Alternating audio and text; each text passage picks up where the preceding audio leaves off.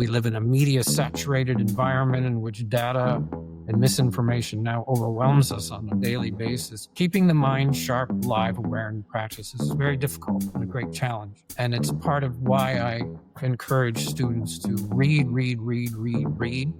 because it creates a counter environment in which they can continue to develop that sensibility and awareness.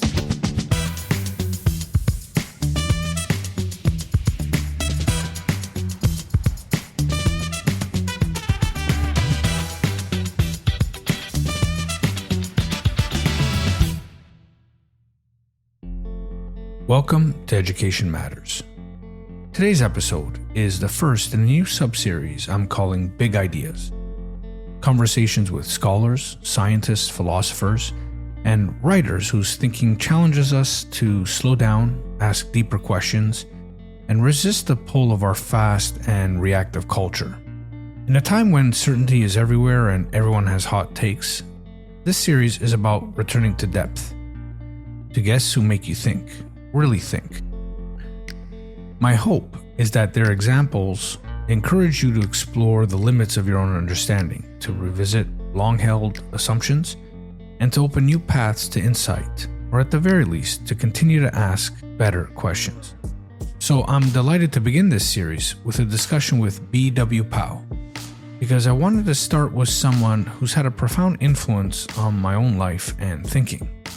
BW was my professor 22 years ago when I was a young undergraduate student trying to make sense of the body of Western literature and philosophy and the increasingly complex world around me.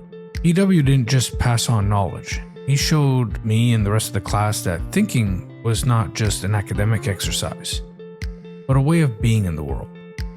That teaching was not transmission, but a revelation for the here and now. And it really didn't hurt that he taught this through the interpretations of Break On Through from The Doors or using the visionary tradition inherent in Bob Dylan. He taught us that poetry, philosophy, science, mysticism, and all media were not separate domains, but part of a single living current.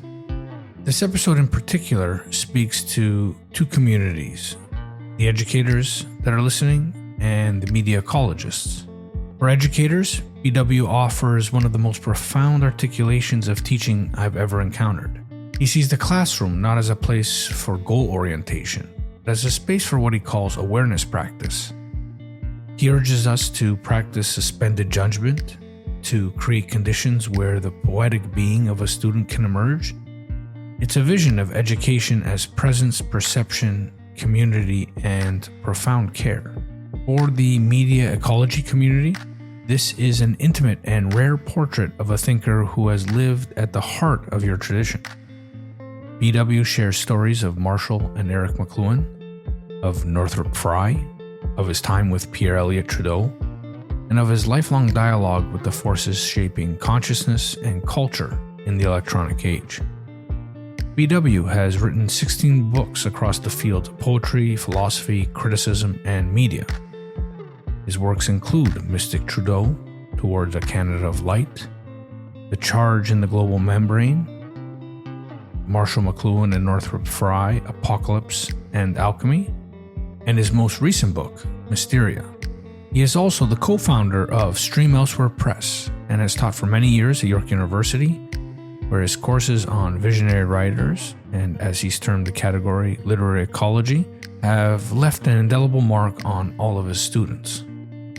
Our conversation spans many themes: the electronic cosmos, teaching and learning, writing and reading, the work of James Joyce, Frye, McLuhan, and quite frankly, far too many authors to mention here, the dangers of anti-information, as he's coined the phrase, and the urgent need to cultivate deeper forms of attention in our schools, our politics, and our inner lives.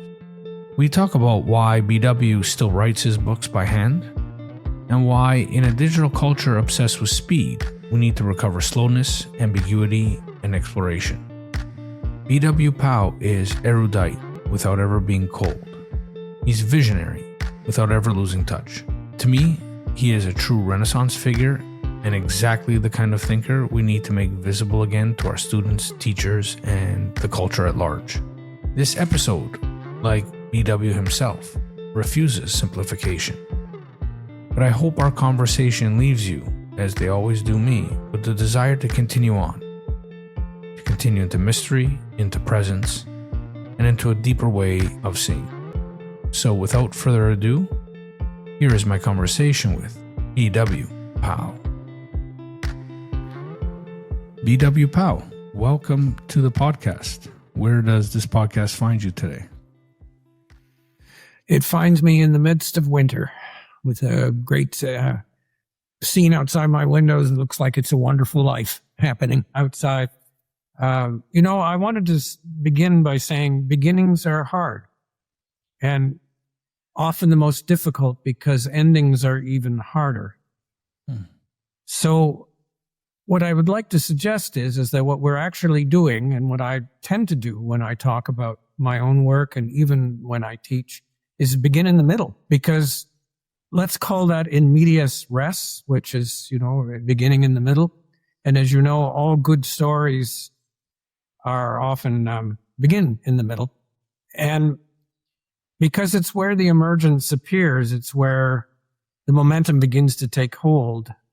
So let's begin today in the midst of things rather than an actual beginning. We begin in the middle where we can note, bridge, zigzag, break, fare forward, and plunge on. I'm not very good at starting, and I anticipate and get anxious over ending. So let's go into the middle and say from there we can go charging off in all directions at once. And given that the electronic world enforces, emphasizes, enlarges, and enhances the non-Euclidean space and all at onceness, we can move from the middle and unfold an omnidirectional resonance, as they would say.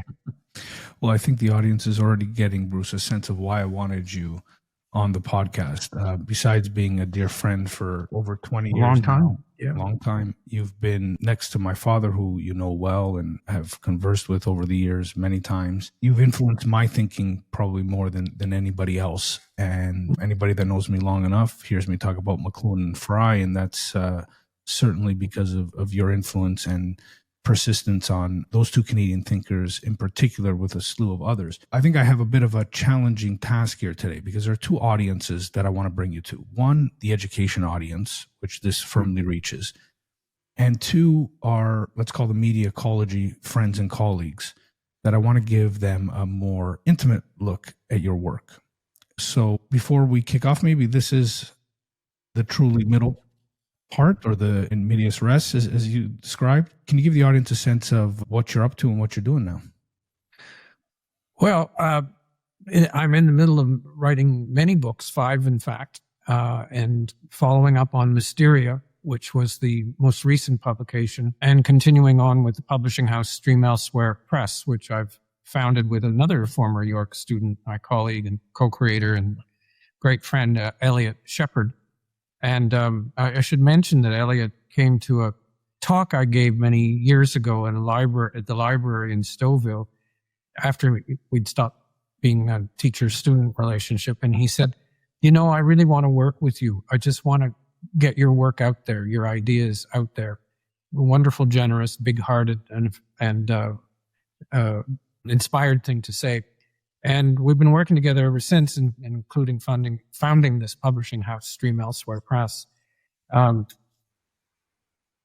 So in the midst of teaching as well at York University and my 2 fourth-year classes and some of my working with my graduate students. But, where did the teaching, writing pathways come from? The via negativa and the via positiva, as they call them. The via negativa being the hermetic private route of creation and introspection and inwardness and cultivating reading and study and poetry and poetics. And then the via positiva, which is the communal route, which is the route through teaching, reaching others, inspired together.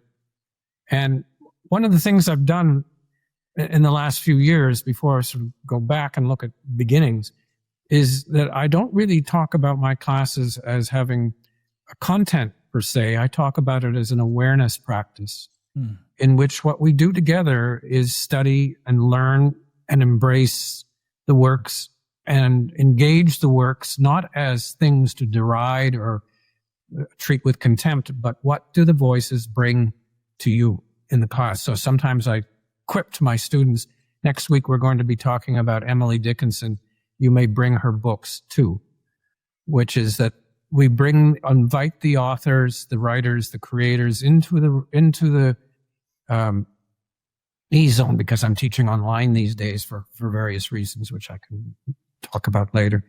And I don't call them classes anymore. I call them gatherings in which we talk about the work and the alchemy of the work and encourage an awareness practice, which is study, delving, and learning what I would call poetic Aporia, which is really the study of complexity, ambivalence, ambiguity, resonance, the unfinished.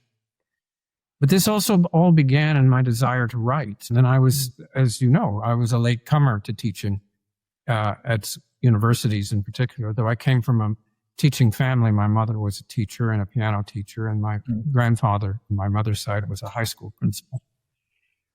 So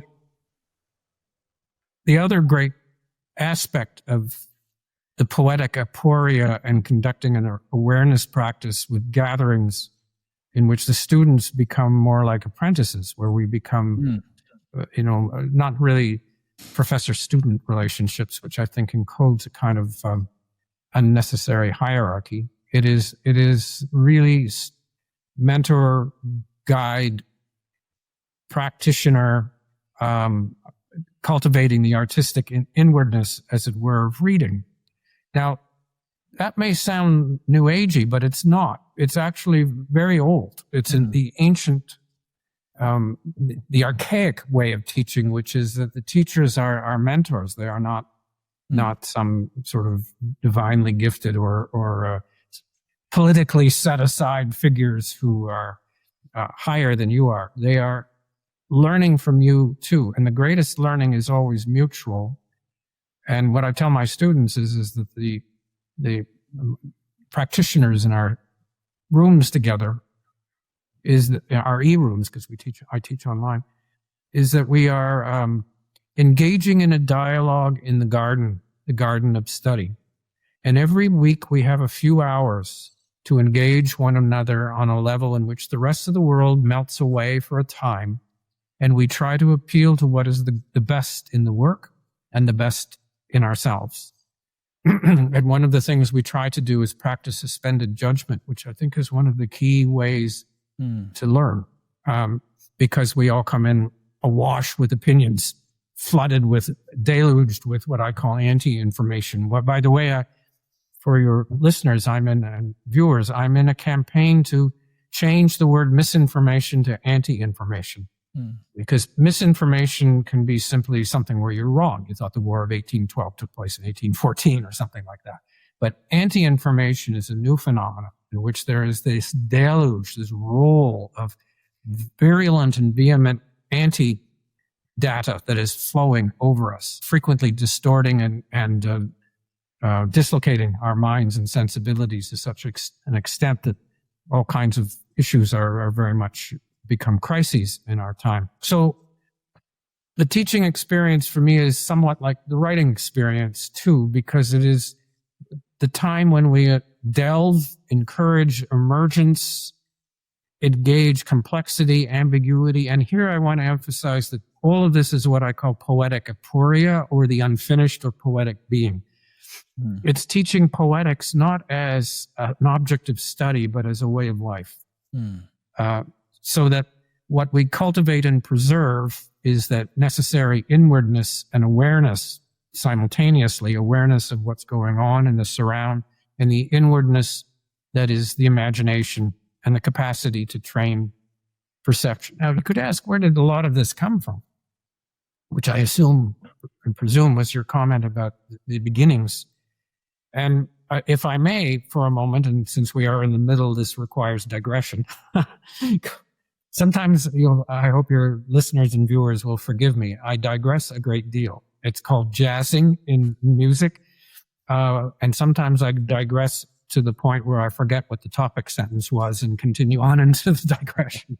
Well, I'm here to bring it back, but you actually just preempted the next question I was going to ask, which is about your beginnings a little bit, because you also mentioned, the teacher-student relationship, this more of a mentoring and learning together piece, which I think you have an incredible. You can confirm whether that was true in our situation. As a former student, I remember there was no place to hide in your class. It was an open discussion, and it was wonderful. But you had really great mentors, is what I was getting to here. Yes, I did. Really, I was very lucky. If I can put it in this mundane way, a kind of hall of fame of mentors, Canadian intellectuals. Can you describe your learning journey? Like, let's actually start, because I think it's also important for folks to know that you were a high school dropout as well. I was. Yes. And so I think that's an important context, because we tend to view students that drop out or that are not engaged in schools as not capable, or at least the general public does. And it obviously wasn't the case with you, and you've had this wonderful career as a writer and teacher and thinker. So can you take me back to those days, and then talk about how and who you came across in your learning journey? I very much appreciate you raising the issue about high school dropout, because I do tell my students at some point they are being taught by a high school dropout. Keep in mind, I was a young person student in the early 70s, so in the afterburn of the 1960s, and Bob Dylan's Like a Rolling Stone. How does it feel to be on your own? It was very much a time of more exploration, experimentation, a willingness to step away from structures and systems that did not serve us. And that I did not drop out of high school because I was a wastrel, because I wanted to wander off in my mind and spirit somewhere. I did because I dropped out in part because I wanted to learn. I wanted to continue to experience things. I'd also had a very protected childhood in many ways, a very warm, protected childhood, a good thing. But I knew that that insulation could conceivably, potentially overprotect my sensibility and conscience. It was an intuition. It wasn't anything as conscious as I'm at that time as I'm making it sound now. So dropping out of high school was in part a very deliberate decision, supported in fact by my family, strangely enough, to go on the road, on the pathway to learning, to delving, and to writing, because I was publishing when I was 16, 17. There was an intuition that all experience is a crossroads, a crux. At every crossroads, the Sphinx arises, and the Sphinx asks questions, and you can ask the Sphinx a question too, which is not always understood as part of the riddle. But that decisive, pivotal, long-lasting, changing moments, abidingly enigmatic moments come to you. And one of them was leaving school. And I was very late comer to the university system too, which actually you know about too, because your father was very much involved in that process. And a somewhat reluctant, uneasy member to this day, not because of students or the experience of teaching, but because institutions frequently have a psychotic side, and they are, as I like to say about many institutions, they're run by Franz Kafka, but minus his sense of humor. They can have an oppressive, limiting feel to it. However, it's also very difficult to live outside the institutions. Emerson has a wonderful phrase in one of his essays where he says, "I am a weed by the wall." It's a beautiful phrase, which is the wall exists, but you are the thing that is growing in the cracks and around it. And that's being in the middle again is the crack, isn't it? It's the interval. It's something that is perpetually opening to other possibilities. So the decisive influences, and you talk about the legacies. One of the reasons I left high school was I also wanted to meet the people that I thought could influence and change me. I was looking for transformation. And I was very lucky in my mother and father, but especially my mother. My father was a writer and a politician and a business person, a very lively, inquiring mind. My mother was an artist, a musician, and a very, very gifted amateur pianist. Amateur means to do something for love, amateur, as opposed to someone who it's their profession. She was introduced me to reading music, trained me in music, how to listen deeply, and to make music not just background but a vibration, a resonance, a momentum, a pulse that would live always with you. And I'm very indebted to my mother's encouragement of the eccentric life. Eccentric means out of the center, out of the sphere, or idiosyncratic life, because she wanted to have an artistic life and couldn't and didn't, and suffered, I must say, great depression and anxiety, and ultimately a great deal of ill health for the thwarting in her spirit and soul. And became a very difficult person for others in many ways, but not to me. And she was fundamental. Her name was Alice, A-L-Y-S, in the Gaelic spelling with an Irish background. She thought very much that one should have an independent, imaginative, creative life. And she was the one who read poetry and talked to me about music, poetry, and art. And first concert I ever went to was an opera with her when I was 5. I saw Don Giovanni. My father was a profound influence, too, in the sense of conversation. He treated all of us as equals around the table. There was no pontificating. There was just conversation. And so there was the sense of the entry into the public sphere with him. If my mother was the hermetic side, the introspective side, my father was the conversational side, the dialogue side. Of course, he had a life in politics, and he was part of the liberal governments. And I had, through him, the great good fortune of meeting 3 or 4 prime ministers when I was young, and then eventually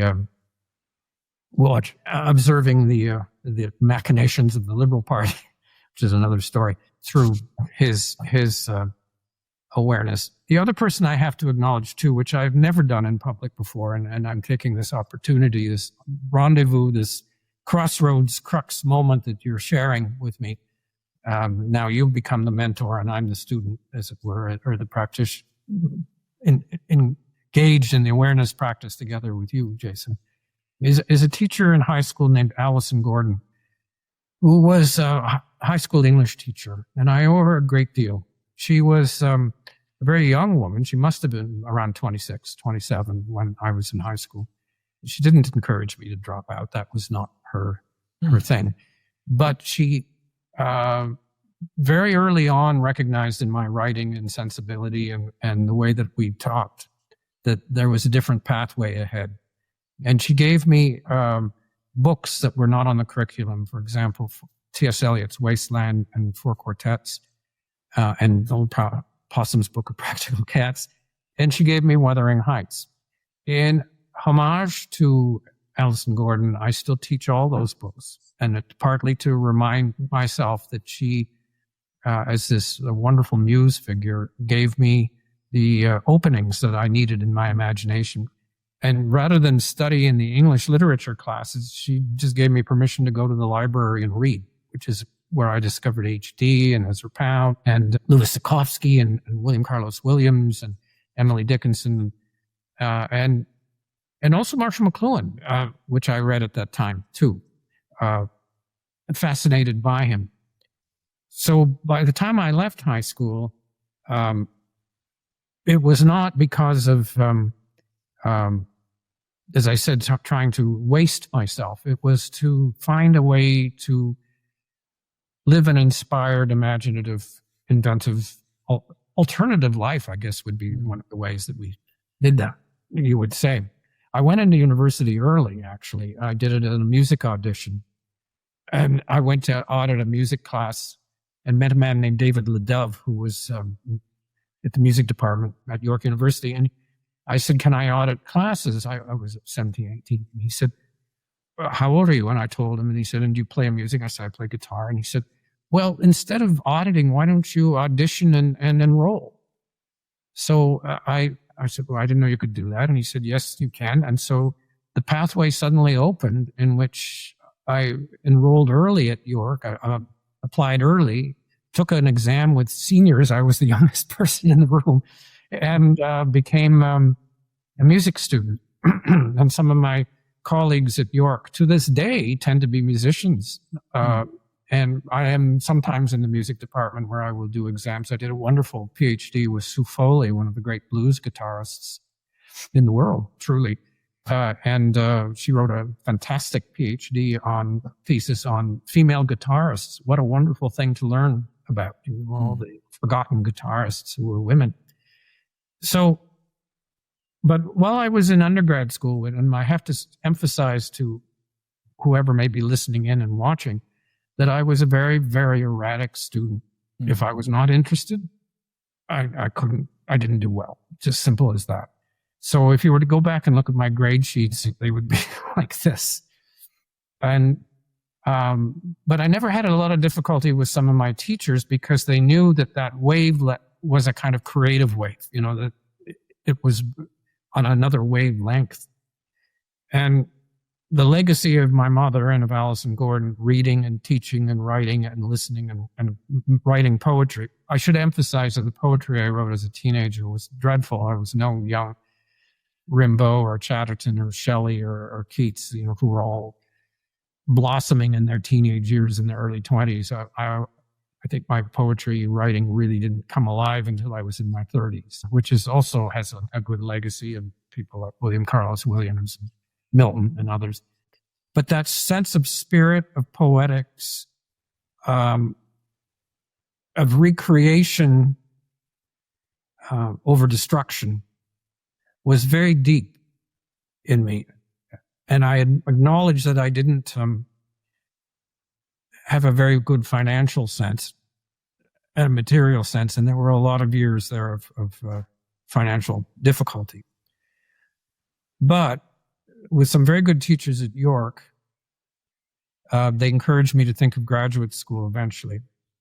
And here was where another crossroads came about. Was I going to go out on the road and continue to write, which I was doing, or meet some of the mentors that I had found in books? Because books are mentoring too. I don't think all books have a didactic intent, but when you're walking in the garden of a book, as it were, opening the pages, you're opening yourself to new forms of consciousness, expanding your sensibility and awareness to the point where you are climbing that tree of knowledge that is embedded in the garden of study. Hebrew word pardes, by the way, means roughly translates as garden or paradise, but it refers very specifically in the Kabbalah to study, to the importance of constantly encouraging the mind and kindling the mind. And as you know, we're both parents, we both have employment, we have families, we live in a media-saturated environment in which data and misinformation now overwhelms us on a daily basis. Keeping the mind sharp, alive, aware, and practice is very difficult and a great challenge. And it's part of why I encourage students to read, because it creates a counter environment in which they can continue to develop that sensibility and awareness. So at the end of the undergrad year, to put it in a nutshell, I was really wanted to set out, rather than get an MA as a sort of career path, but to meet certain people. And those two people were pivotal. They were Marshall McLuhan and Northrop Frye. And McLuhan was, by that time, at the end of the 70s, had descended into a kind of purgatory. It's very hard to imagine that now, since his name is a word in the dictionary, and the University of Toronto touts his image and reputation everywhere. But at the time in the 70s, there was something that had been reacted against his vision of electronic takeover, as it were, of consciousness, sensibility, and communication fields. I've often said, pardon the repetition, those who've heard this, that to say the medium is the message and that book culture would be displaced or dislocated in 1958, 1960, 62 was heresy, blasphemy, controversial, subversive. To say it in 2025 is to be so trite and obvious that it would take your breath away if anybody said that. It's thinking that it was some kind of Mount Sinai shattering revelation. It is not. But to have said it at that time is an astonishing act of prophecy on his part. And of all the figures that I've met in my life, and there have been quite a number, which we won't be able to list or engage today, but McLuhan remains the most uncanny in terms of, I'm using the word precisely, uncanny, in his prophetic capacity. But I wanted to meet him, and I wanted to have a rendezvous crossroads, as it were, a correspondence moment, as it were, with Frye. And then the third one was Pierre Trudeau, who I saw as mentoring Canada towards a middle way between Europe and the United States. Again, there's that in medias res idea at play, that Canada had a separate destiny to be the middle way, neither entirely European nor entirely North American, something else. So I must say that the nearness of these figures was also something, and I'll use the word as precisely as I can, they were dear to me. And that may sound like I'm sentimentalizing, but actually I'm not, because the word dear means value. It means scarcity. It means something that is rare. The word dear does mean beloved, and it does mean sublime, but it also means something of value that comes from a kind of scarcity that's rare. And I had an intuition that these people were dear, that they were going to be essential not only to my selfish needs of learning and growing and writing and directing that internal momentum towards invention, but also that there was something unique in the fact they were here. They were at the University of Toronto. They were part of a school, which has since been dubbed by Paulo Granada and others the School of Communication. And then not only did I meet Marshall McLuhan, but I met someone who would go on to be a very dear and rare figure in my life, who was Eric McLuhan, Marshall's son, the person I like to disagree with the most in my life. Rare quality in many of these people that they seldom took disagreements personally. I must say I'm not like that, and I wish I could be, but I go with the Godfather view that it's all personal one way or another.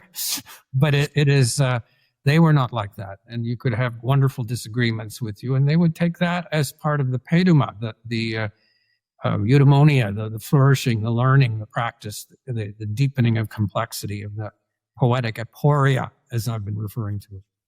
So I did not actually formally enroll in Northrop Frye's class. I audited that class, but I was there with McLuhan in the last class he gave, which was 6 people and a part of the fabled 6 as it's become.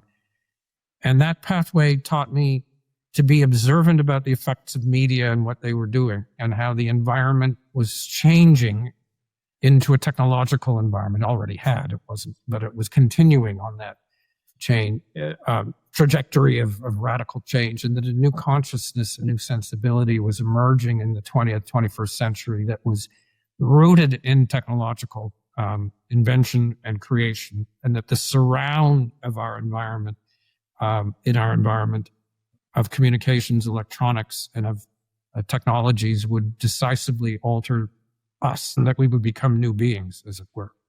With Frye, it was the cultivation of inwardness, which was in a time that was darkening, one needed to find the inspiration of the imagination, of understanding metaphor, of understanding and reading complexity and ambiguities of powerful words, to see emergent multiple worlds as a form of consciousness altering.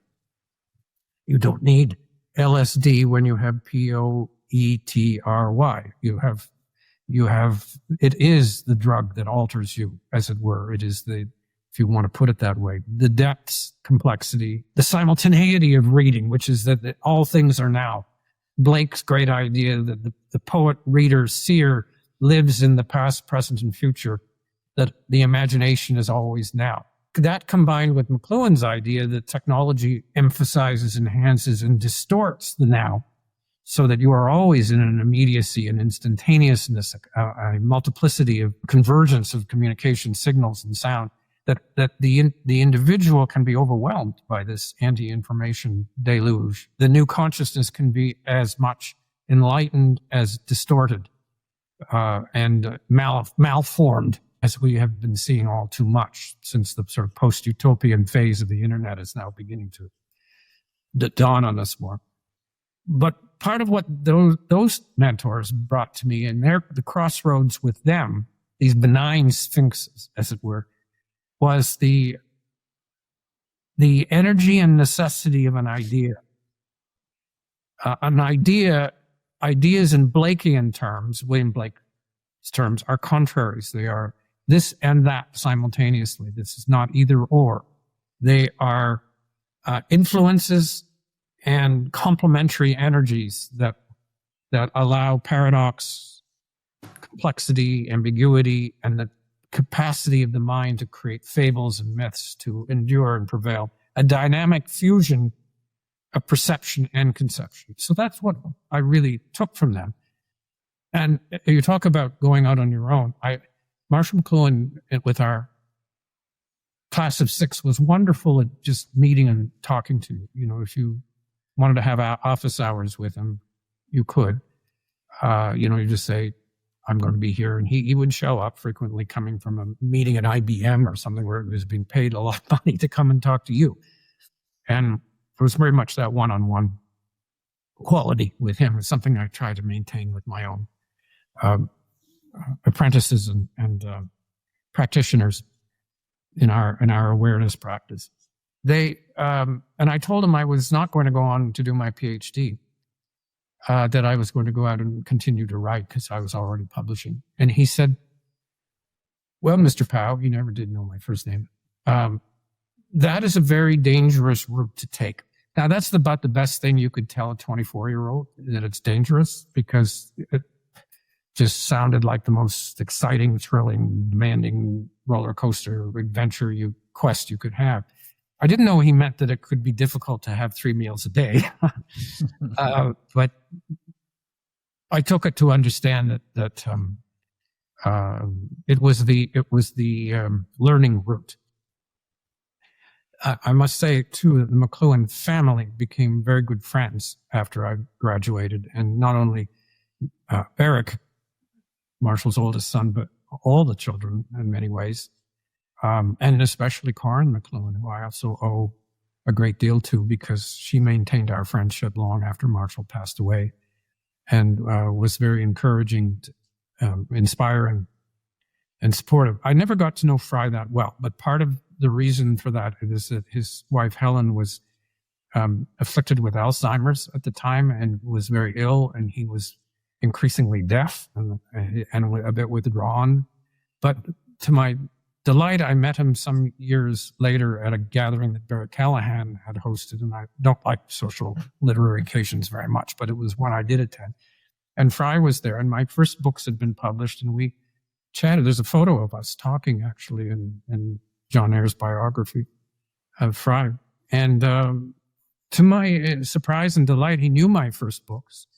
And even though that I had been quite critical of some of what he'd said in one of them, to say the least, he was very receptive and very encouraging, and very much saw the direction. One, keep in mind too that Frye was not a professional scholar in the way many are now. He never had his PhD. He was hired at a time when books were enough, and his first book, Fearful Symmetry, was 1946, was really the springboard for being hired.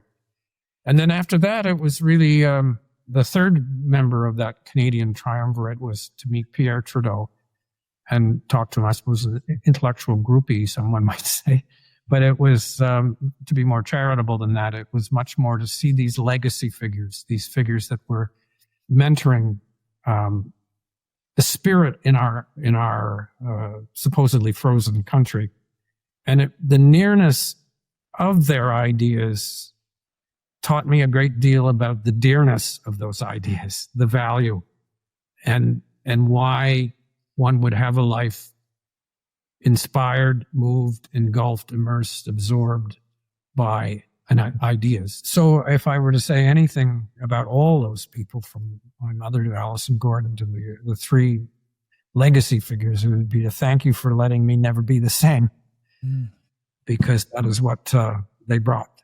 I still believe we are working out Pierre Trudeau's vision of Canada, whether pro or contra, one way or another. Harper and other prime ministers made it very much their intention to undo that legacy, but it is a respect for the legacy to want to go against it. That is, it's challenging it, but still very much Canada is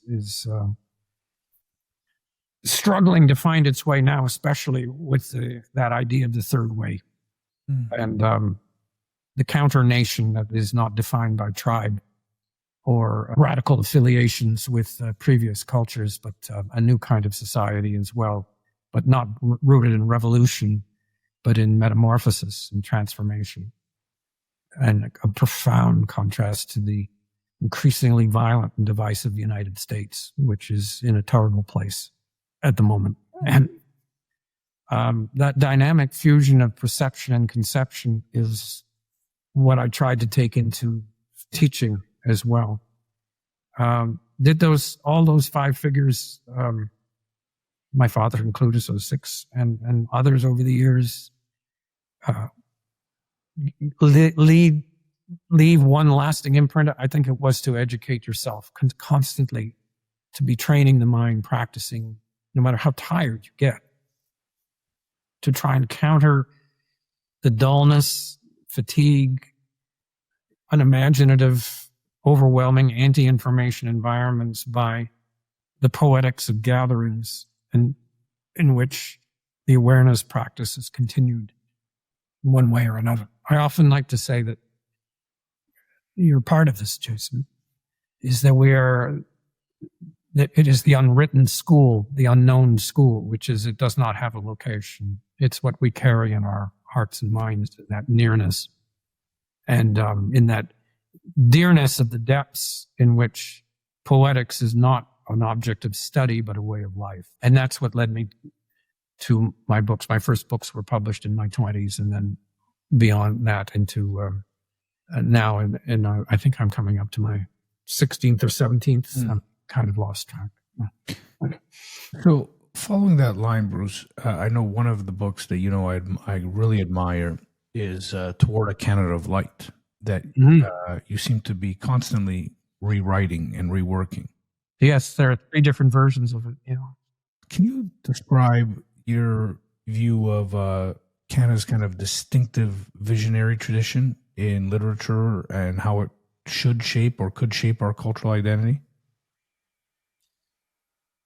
It's a big question, and one of the things that I try to emphasize in the gatherings and in the symposia of learning together and in discussions with others, Canada is a kind of counter state, an emergent state in which we were not founded by revolutionary principles, but by principles of emergence, really, which is or evolution, if you wish. Why did the 3 different versions of a Canada of Light? Well, Eric McLuhan charmingly once said it's because you didn't get it right the first time. You keep trying to do it again. And eventually I gave up because I couldn't get it right. Also, I guess, given the unfinished nature of the subject matter, it keeps the idea that it is the counter nation is in constant process, though all societies are, but we are not an empire. And we are at the side, as it were, of the great American experiment and violent extension as it is at the moment. The other thing I would say too is that, and this is perhaps somewhat arcane, to me, Canada is, as the First Nations would say, it is a gathering point and also an imaginative place, an imaginary place. It's what you carry in yourself to invent, create a place where there is so much unfinished, unmade, so much space, as it were, around us, imaginative space, that we have the potential, the convergence point to allow the imagination to continue its work of alchemy.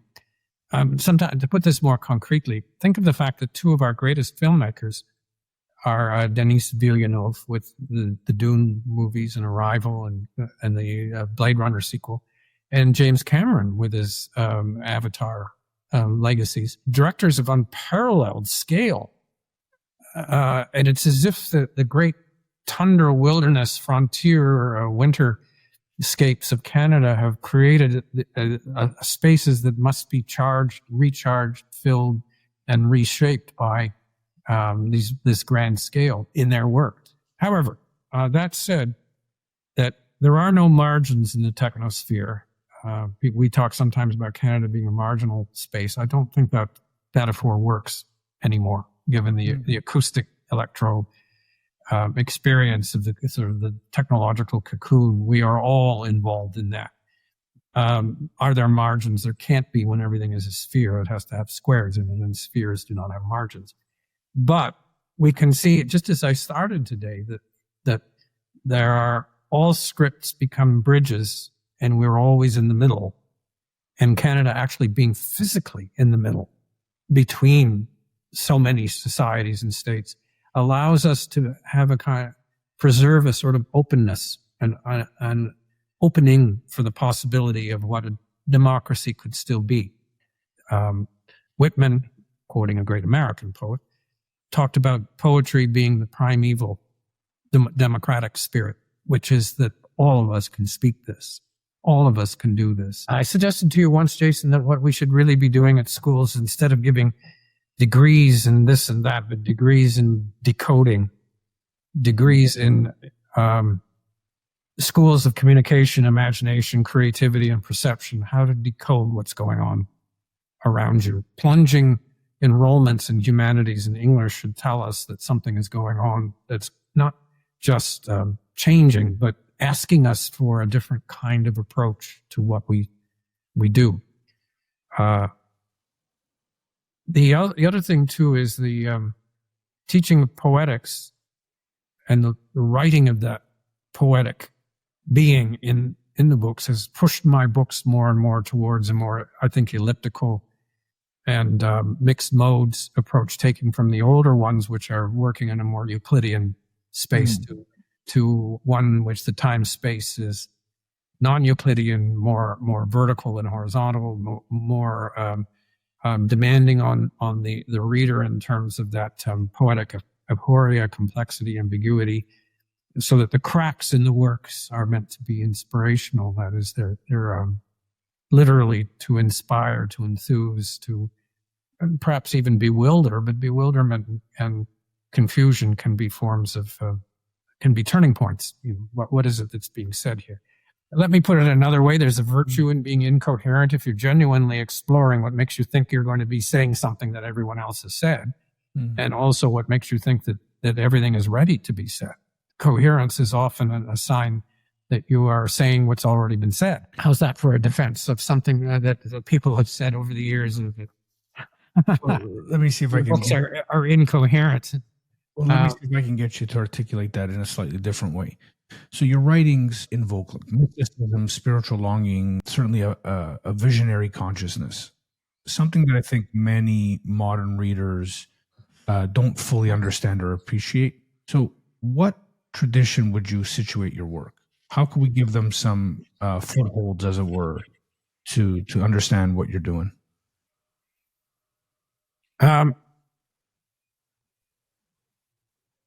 Well, that's a difficult question to answer in many ways, because there are more responses and replies than there are succinct answers. That there is a hermetic, solitary side to the work, which comes from that cultivation of inwardness and demands quite a bit out of the reader to participate by sharing their inwardness, one reader's voice, mind, merging and engaging the mind presence that's in the work. There's also that hermetic side is also a part of an attempt to appeal to that hermetic side in the reader too, which is because reading is so much of a challenge now, and reading online is different from reading a book. The metaphor of opening a book: open the book and you open yourself. Turn the page and you turn a form of your consciousness to another page. reading from left to right is actually going from morning to night. And then when you finish the book, you are actually back at the morning, as it were. These are the archaic Kabbalic lessons of reading, that reading is not just passive entertainment or delight or escape, it's transformation. And it's following the pattern of awakening and sleep. And James Joyce, of course, embodied that in his Ulysses and Finnegan's Wake, where one book is the day-night book and the other book is the sleep book, the dream book. The language is spoken in dreams. So that reading can be difficult. And I emphasize that, back to the question about where I started from and what I learned and the teachers that I had and the mentors and guides and people who directed things, they always seemed to speak in ways that were enigmatic and difficult. And it seems to me the third wave for Canada is difficult. The most intelligent thing would probably be to join the United States, because we'd have lower taxes and all sorts of other things. We'd have guns and all kinds of other problems.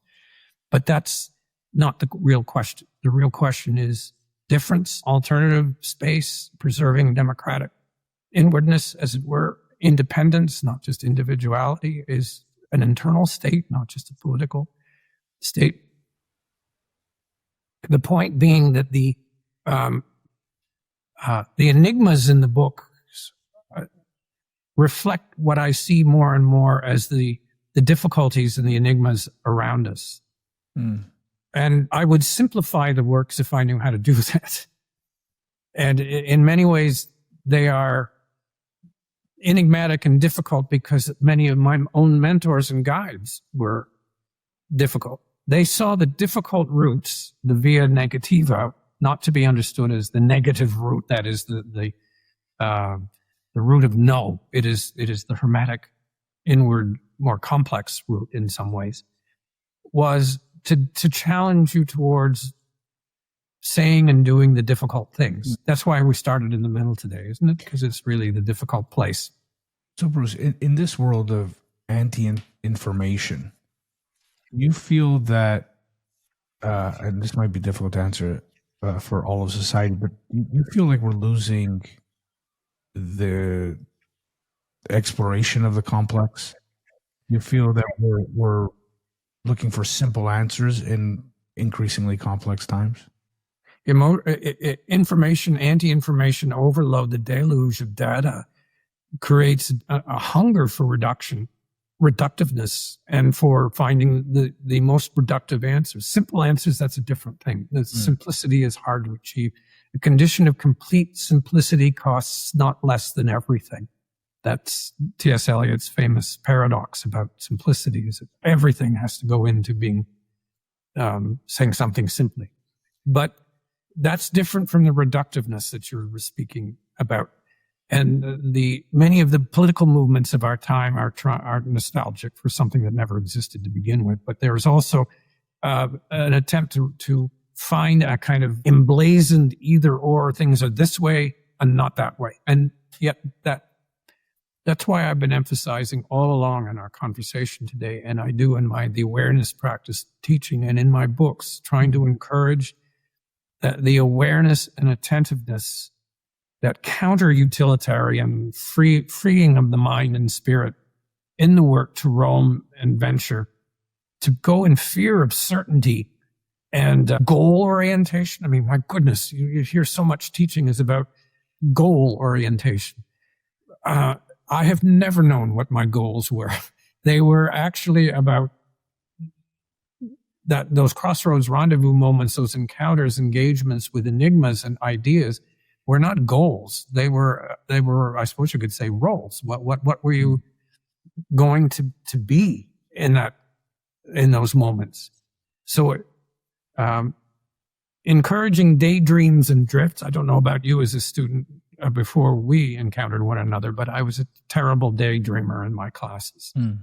And I did not discover until much later that reverie, which is one of the highest poetic states, is in fact a kind of daydream, oniric drift state in which you allow creativity to flow.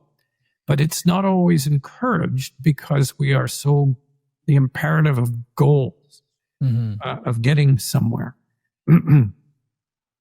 which is important. And how do you explain to your parents you're taking a literary degree when transparently it's going to lead to something that is not necessarily economically viable? But it is at the same time necessary for invention, imagination, creativity, and to find those reverie states in which something new may come. How many ideas changed us in the last 100, 200 years? Very few when you really think of it.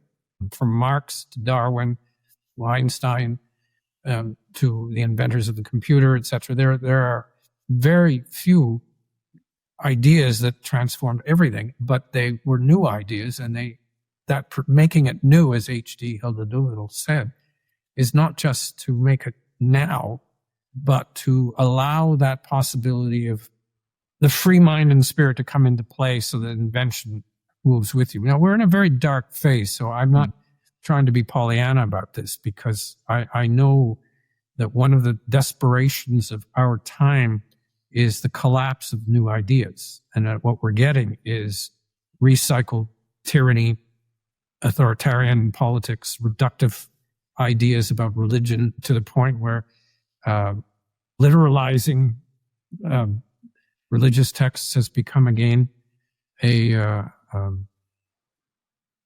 kind of overt assertion of power.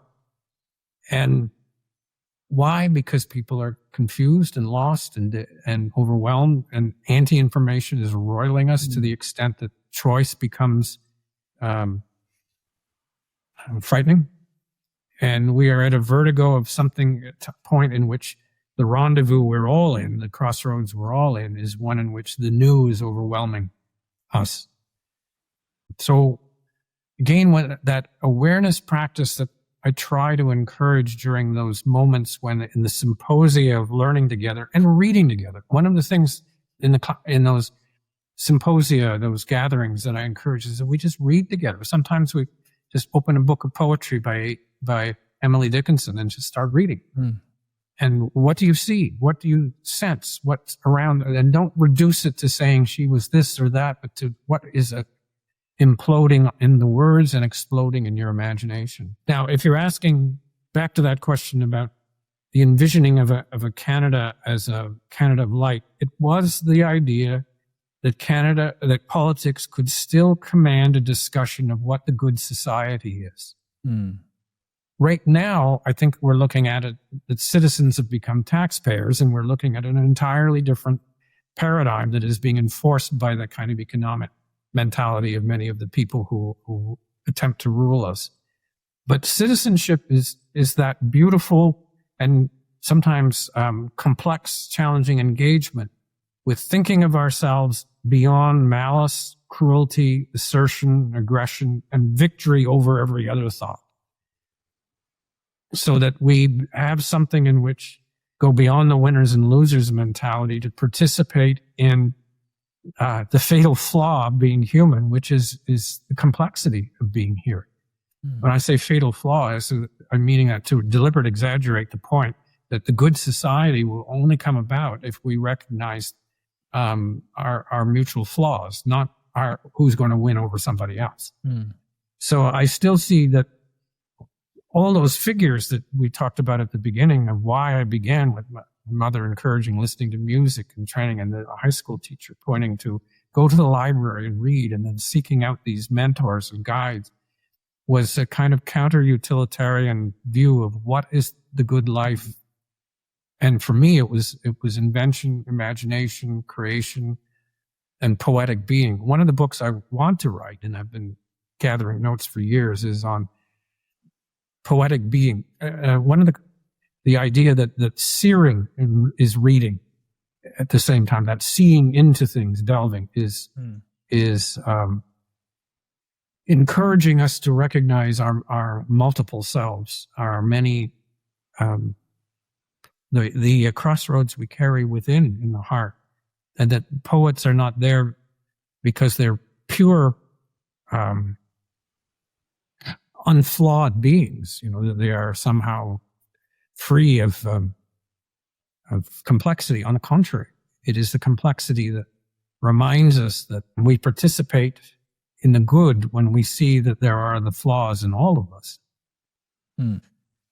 So what I think about, Bruce, is how do we attempt to go against the tide? You know, you have a number of educators here. You have a number of folks that, by and large, are connected to education, even in the media ecology group. Maybe this is a question about teachers, but I can frame it a bit differently as well in terms of the role of the public intellectual.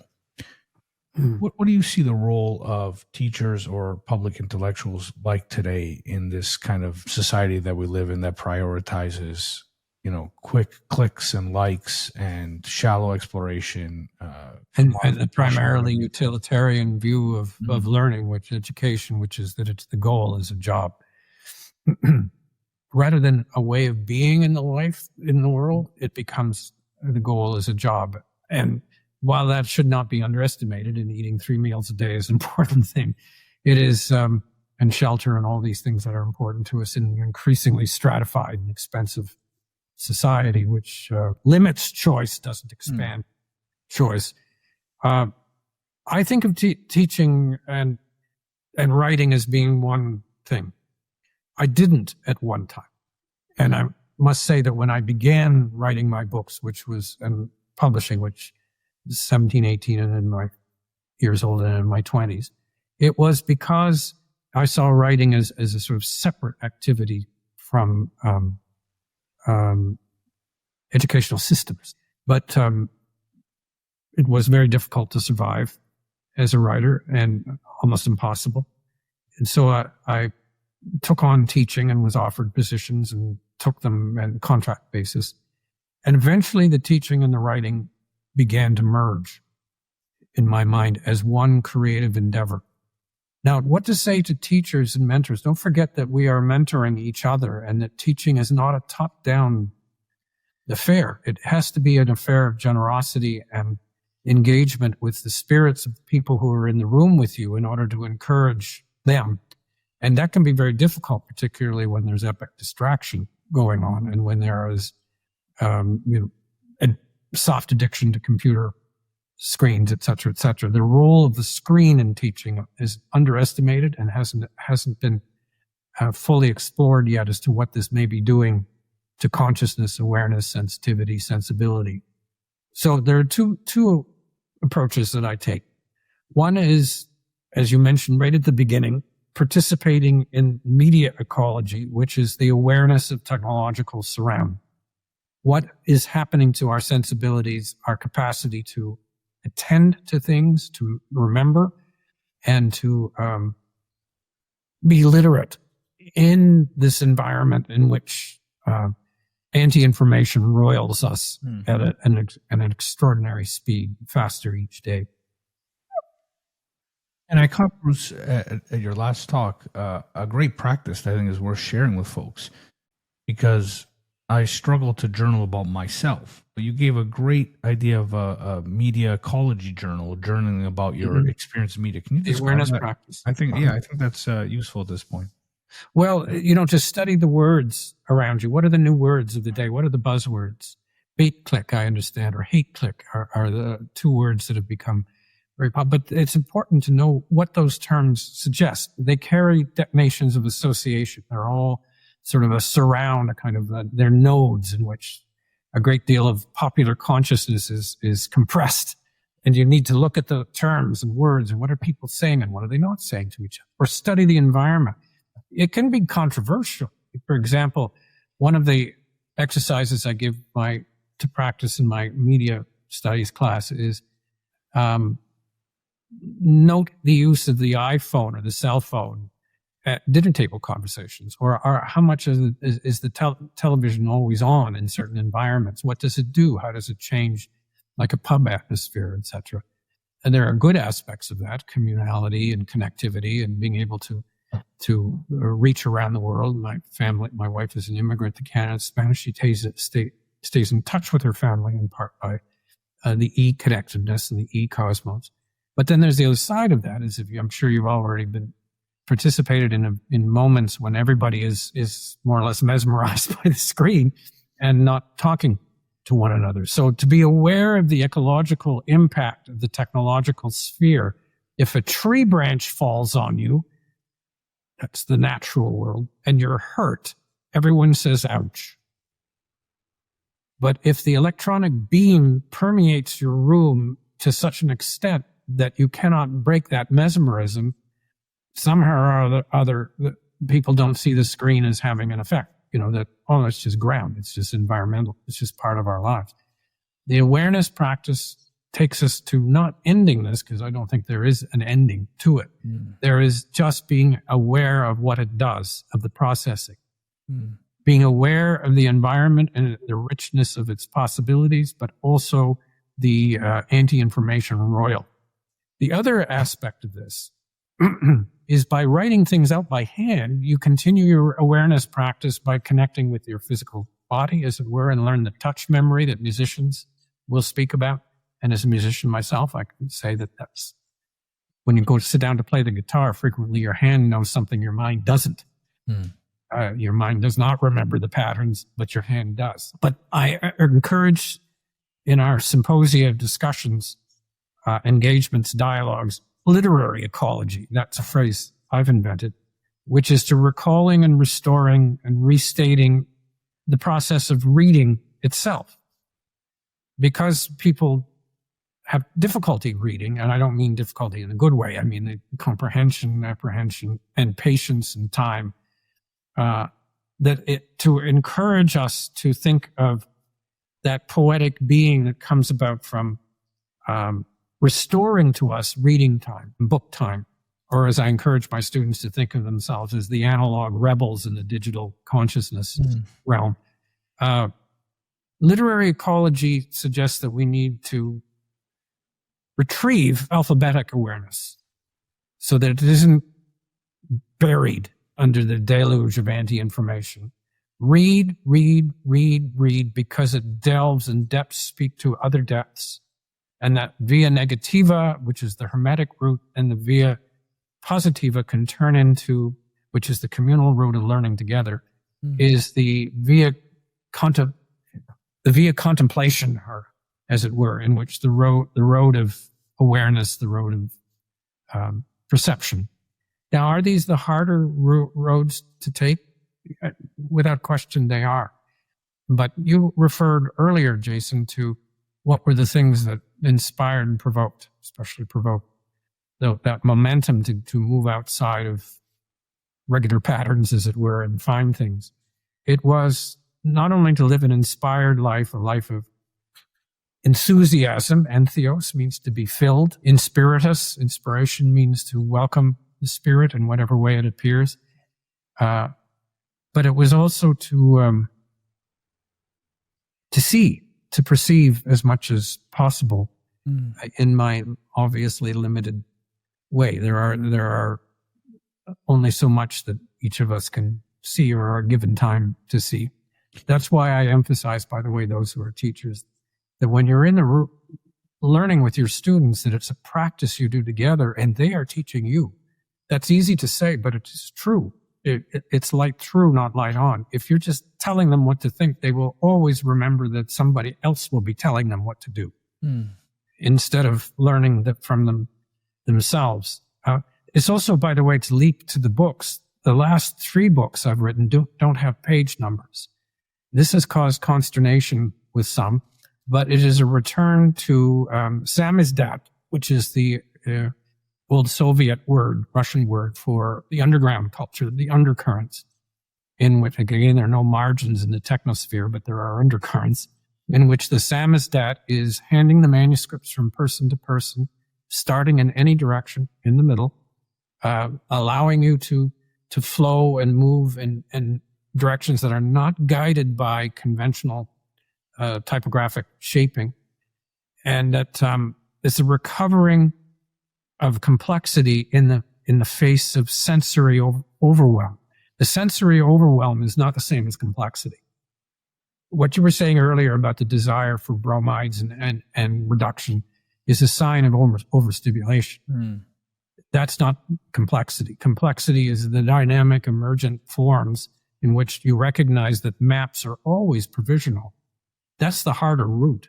But in the end, surely one says to the others, you look back over those valleys and pits and mapless terrains and say, well, at least you tried. At least you tried to go through them. And the searing into the unknown will bring great risks, and one should never underestimate that. And the great American poet Louise Gluck, who won the Nobel Prize some years ago, passed away recently too, wonderful poet, said that the writing of poetry should be likened to feeling being pursued down the street, being chased by someone with a knife in their hands who's trying to fill you with holes. And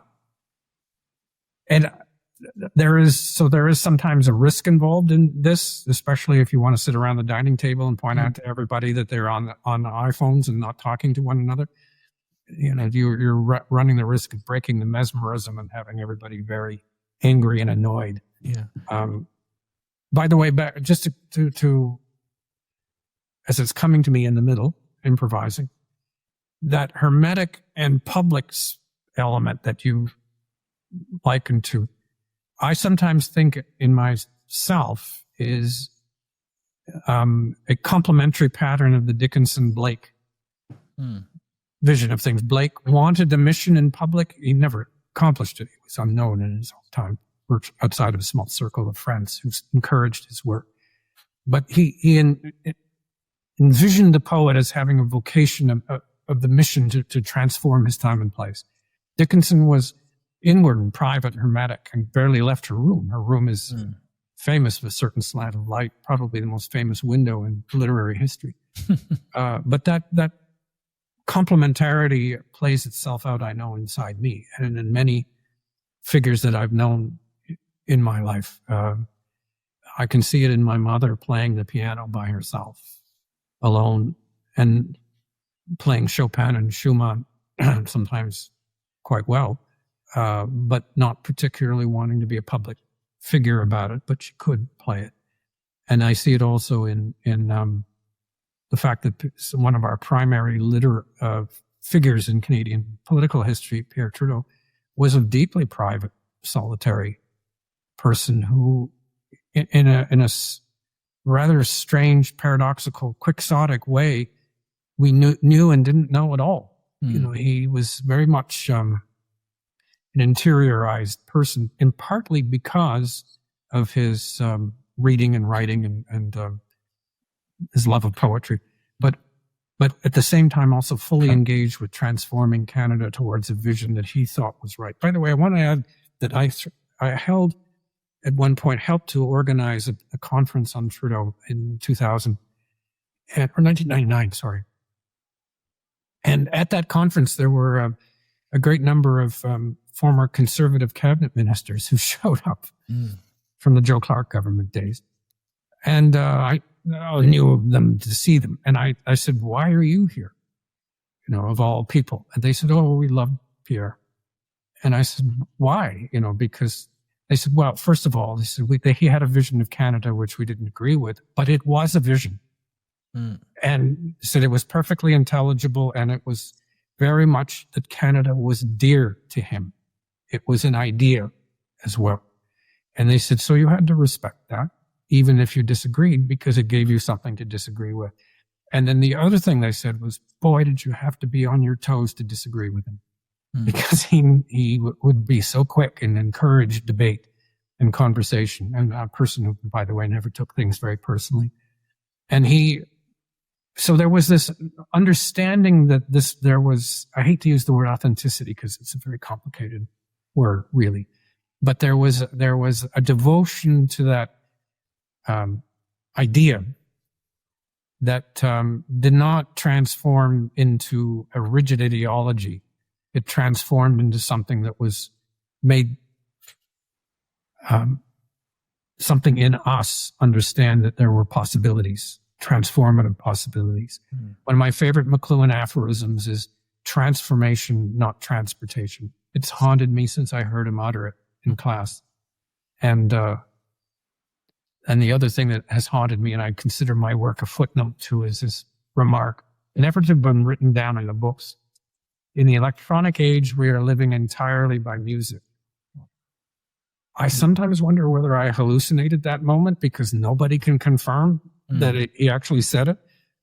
But everything I have done is a footnote to that line. Well, it certainly harkens to the work of Murray Schafer, and I know you knew Murray Schafer as well. Another friend, yes, and another mentor. Tradition. Yes. Yeah. Murray Schafer once did me an enormous favor. Once we were walking and talking together in Banff in the mountains at the invitation of my great friend, composer, and teacher, Michael Century. And Murray was with his parka over his head and smoking a pipe, and it was cold. But we went up to wander into the hills and listen to the coyotes. And he said, I said something about something, because I think my Solitary Outlaw had just been published. And he said, I said it had some very bad reviews from some people. And he said, took his pipe out, and all I could see was the steam and smoke pouring out. And he said, BW, what they say doesn't matter. What matters is what you've said. And that is left with me ever since. By the way, when we were walking, we could hear the coyotes howling. It was a very cold winter. And I said, what are they doing? And he said, what are they saying? What are they singing? And his response was, well, they're singing to each other. They're just expressing delight that they're out in the wilderness communicating to one another. And to me, that has always been one of the most beautiful images of Canada. Here we are in the wilderness communicating with each other, howling and crying and calling and summoning and speaking and reciting.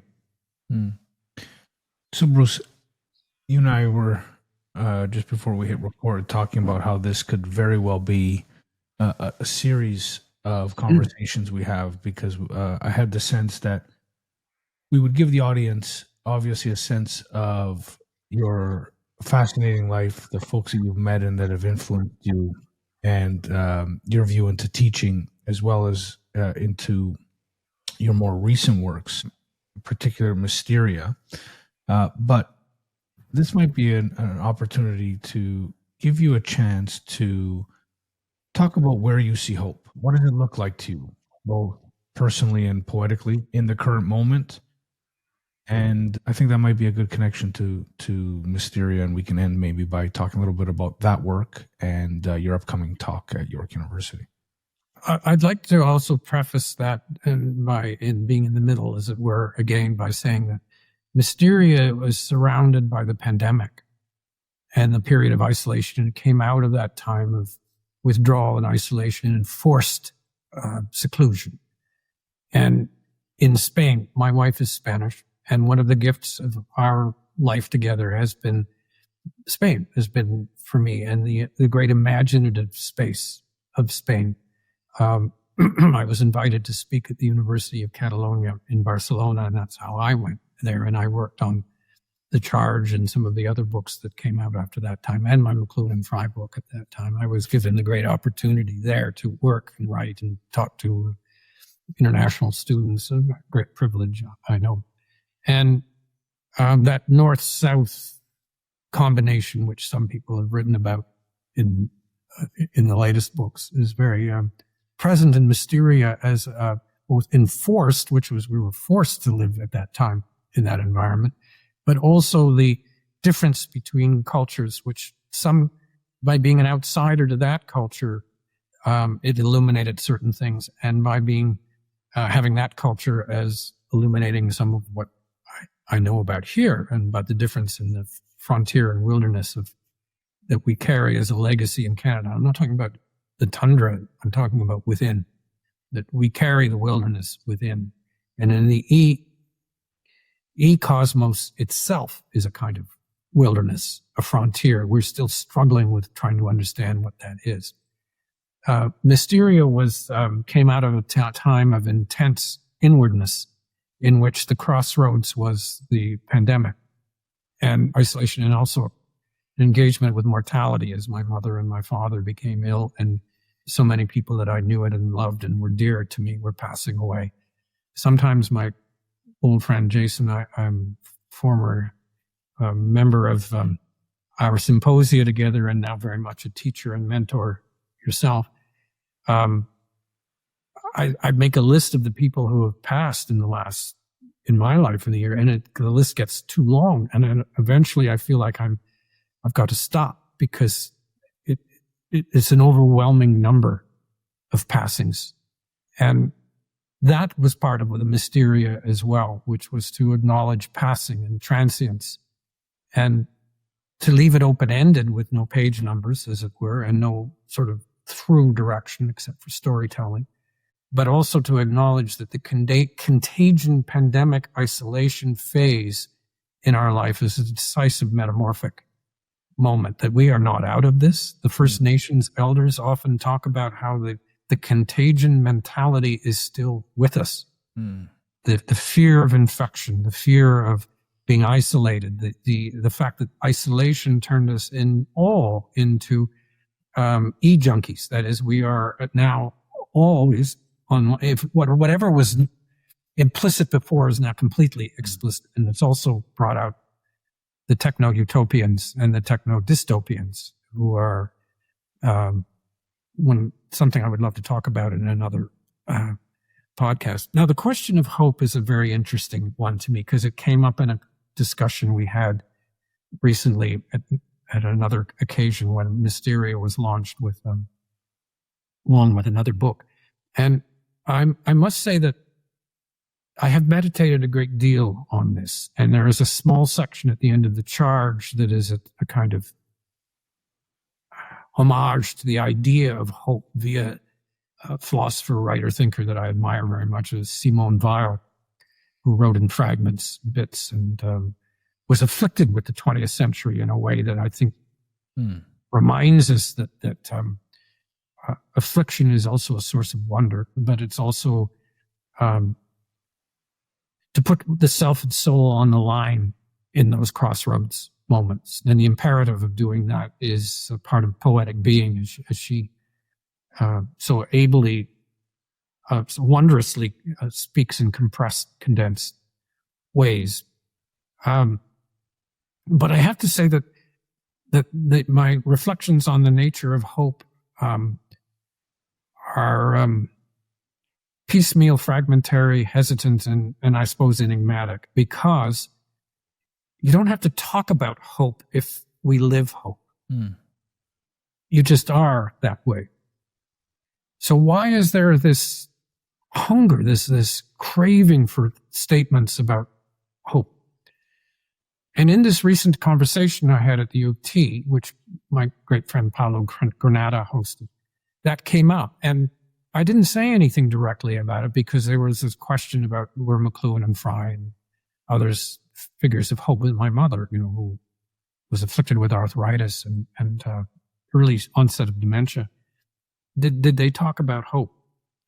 The interesting thing is, McLuhan is a devout Catholic, Frye as a devoted literary person and a United Church minister. And they never mentioned the word. And I've thought about this ever since that question came up. And I thought, okay, now why did they not mention the word? And I don't in my classes. The first thing is that I'm very much against prescriptions.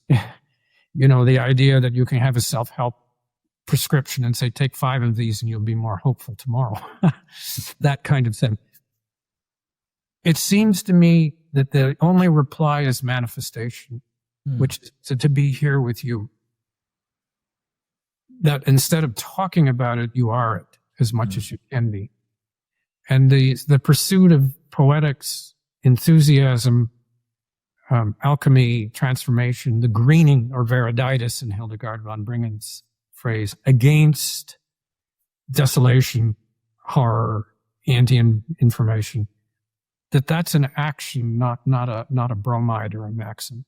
And that trying to transform classrooms into symposia of gatherings in which we're not teacher-student, we're practitioner-apprentice, and that relationship. Sometimes I'm the apprentice, and sometimes they're the mentor, and sometimes they're the mentor, I'm the mentor, and they're the apprentice. That is a translation or transformation of making the crossroads, the enigmatic moments of complexity and drift, manifesting that process rather than, go out there and be hopeful. And I think that And this is a recent thought. That's why I like talking about being in the middle, because there are things that I know that I might have said in an answer to that years ago that I would not say now. And I love Oscar Wilde's remark about someone saying, "What's your next book going to be about?" And he said, "A complete contradiction of the last one that I wrote." And in many ways, I feel that too. That the books do not cohere in a systematic Euclidean way. They are divergences, brief crossroads convergences. They break, they go into different directions. The new books, in fact, the new one, A Book of Lost Titles, will actually fall apart in your hands. And then I'll go back into my book on James and Lucia Joyce and the relationship between madness and creativity. We'll go back to a more conventional structure with page numbers. But the embodiment of hope seems to me to be more principled and urgent than speaking about it.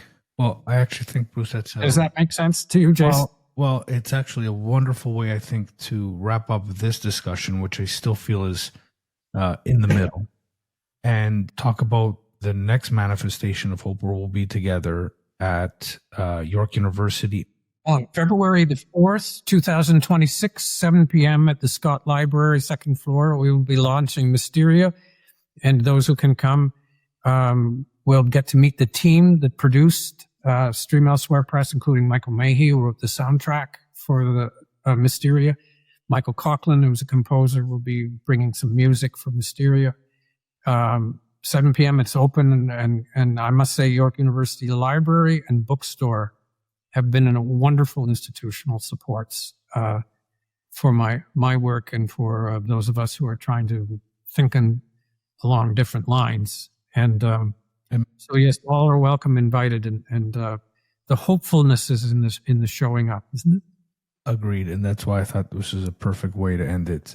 B.W. Powe, thank you very much for your time, and hopefully this is maybe even just the beginning. I would hope so too. And our beginning is our middle.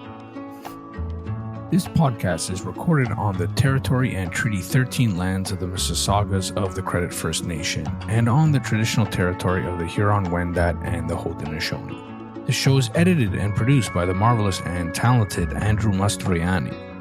If you like what you're hearing, make sure you subscribe to us on Spotify or wherever you listen to your podcast. Until next time, remember, there's absolutely no inevitability as long as there's a willingness to contemplate what's happening. I'm your host, Jason Buccheri. Until next time.